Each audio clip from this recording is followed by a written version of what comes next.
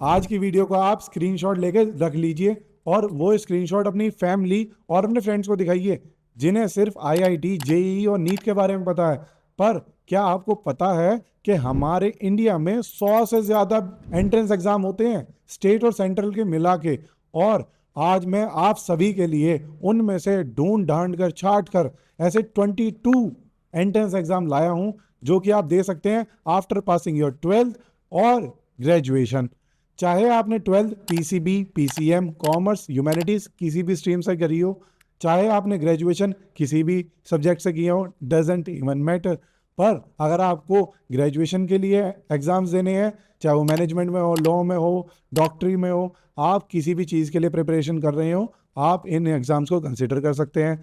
अगर आपने ग्रेजुएशन कर ली है और आपको अगर पोस्ट ग्रेजुएशन करनी है तो आप इन सभी एग्जाम्स को कंसिडर कर सकते हैं जो कि इस लिस्ट में है। और अगर आपको टीचिंग करनी है, अगर आपको डॉक्टर बनना है, मैनेजमेंट में जाना है, लॉ में जाना, हर तरीके के कोर्स के एंट्रेंस एग्जाम आज मैं इस वीडियो में बताने वाला हूं। तो इस वीडियो को अंत तक जरूर देखें।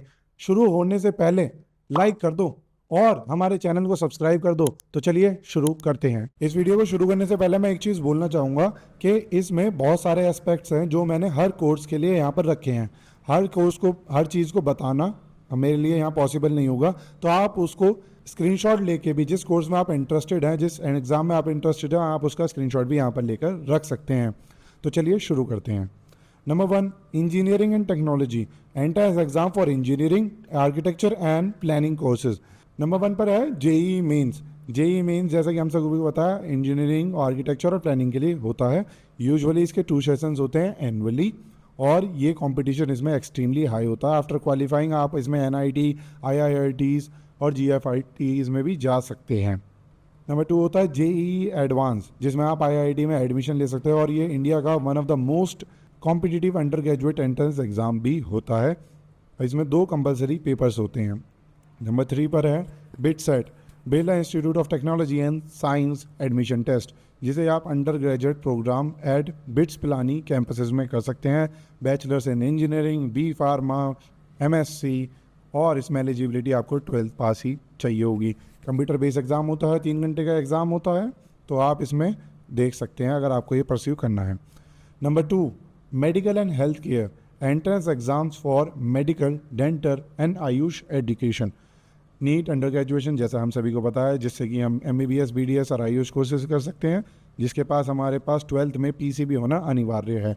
कंपटीशन इसमें एक्सट्रीमली हाई होता है और हमारे देश में, जैसा आप सभी को पता है, अभी नीट का एग्ज़ाम लीक हुआ था और यहाँ पर मार्किंग में भी बहुत सारी दिक्कतें आती हैं, तो आप इन सब चीज़ों को भी यहाँ पर कंसिडर कर सकते हैं। NEET PG, post graduate medical examination, अगर आप नीट ग्रेजुएट कर लेते हैं, एमबीबीएस कर लेते हैं, तो एमबीबीएस के बाद आप इसको करने के लिए नीट पीजी आपको यहाँ पर करना पड़ता है। NEET MDS, post graduate dental education, अगर आपने एमबीबीएस या बीडीएस किया है तो उसके बाद अगर आप मेन कोर्स में MDS, master of dental surgery करना चाहते हैं, तो उसके लिए ये एग्ज़ाम होता है। इन करियर ऑप्शंस को आप परस्यू कर सकते हैं after passing these exams. Number 3, law, enter exam for undergraduate and postgraduate law admissions, CLAT, undergraduate post graduation law admissions at participating national law universities, जिसमें आप BA LLB अंदर integrated law programmes को यहाँ पर pursue कर सकते हैं, जिसमें कि आपको 12th या अंडर ग्रेजुएशन चाहिए होता है। आप इन करियर्स को यहाँ पर परस्यू कर सकते हैं after completing these test. AILET, all India law entrance exam, under graduation, post graduation के लिए यहाँ पर होता है। इसमें या तो आपके पास 12th हो अगर आपको अंडर ग्रेजुएशन जाना है, या फिर आपके पास अंडर ग्रेजुएशन हो आपको पीजी के लिए जाना है। SLAT, Symbiosis law admission test, under graduate law programs at Symbiosis international deemed university, आप इसमें 12th पास होना अनिवार्य है। QAT, common university exam test, under graduate University admissions used by participating universities for undergraduation program, not a single career exam। ये सिर्फ एक career के लिए नहीं है, सिर्फ लॉ के लिए नहीं है, आप इसमें बहुत सारी चीज़ों में यहाँ पर एडमिशन ले सकते हैं, बट ये कॉमन टेस्ट है जिसमें लॉ भी एक यहाँ पर सब्जेक्ट माना जाता है। नंबर 4 पर है मैनेजमेंट और MBA, entrance exam for business school admission. जैसा हम सभी को पता, बहुत फेमस एग्जाम्स हैं कैट का, जिससे कि आप IIMs और न्यूमरस अदर मैनेजमेंट इंस्टीट्यूट्स में यहाँ पर जा सकते हैं। आपके पास बैचलर डिग्री होना अनिवार्य है। और आप इन सब चीज़ों में अपना करियर परस्यू कर सकते हैं या फिर इन सब चीज़ों में आप अपनी मास्टर्स कर सकते हैं।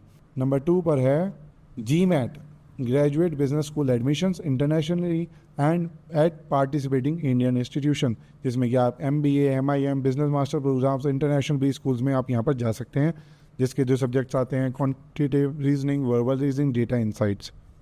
नंबर 3 पर है CMAT, common management admission test, जिसके आप MBA, PG, DM कर सकते हैं, post graduate diploma in management आप यहाँ पर कर सकते हैं।